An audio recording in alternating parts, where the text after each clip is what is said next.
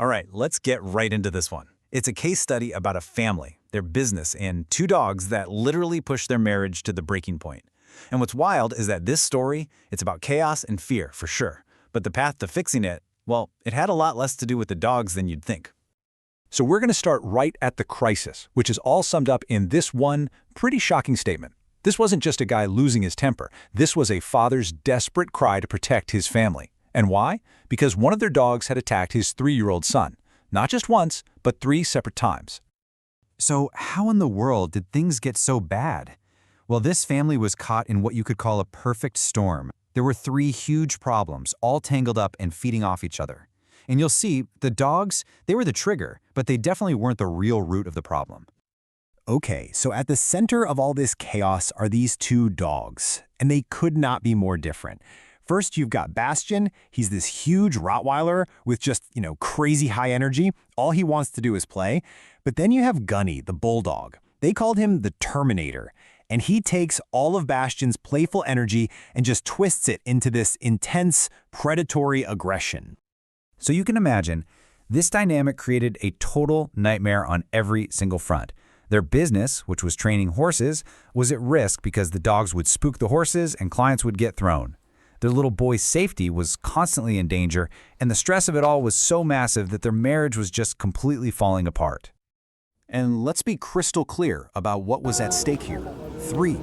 That's how many times Gunny, the bulldog, attacked their toddler. And we're not talking about a little nip.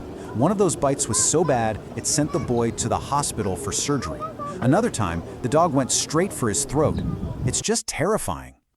For the dad, Jim, this whole thing was more than just a behavior issue with the dog. It was a constant waking nightmare.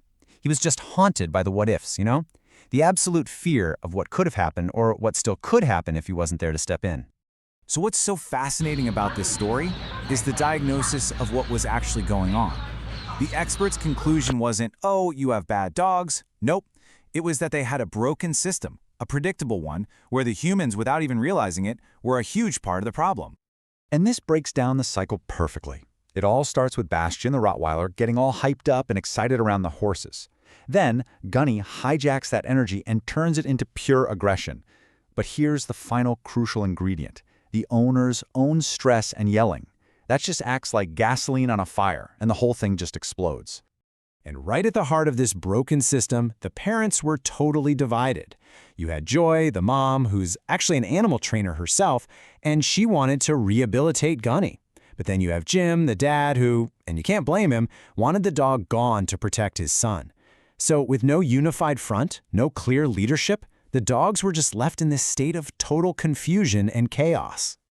Okay, so let's get into the solution, because this is where it gets really good. It wasn't about punishing the dogs. It was a smart, 2-part strategy to totally reshape their state of mind, and it all started with tackling the source of that initial excitement.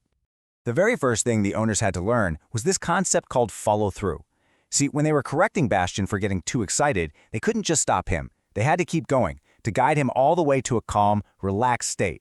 The point was to teach him that being calm, not being excited, was the new default setting.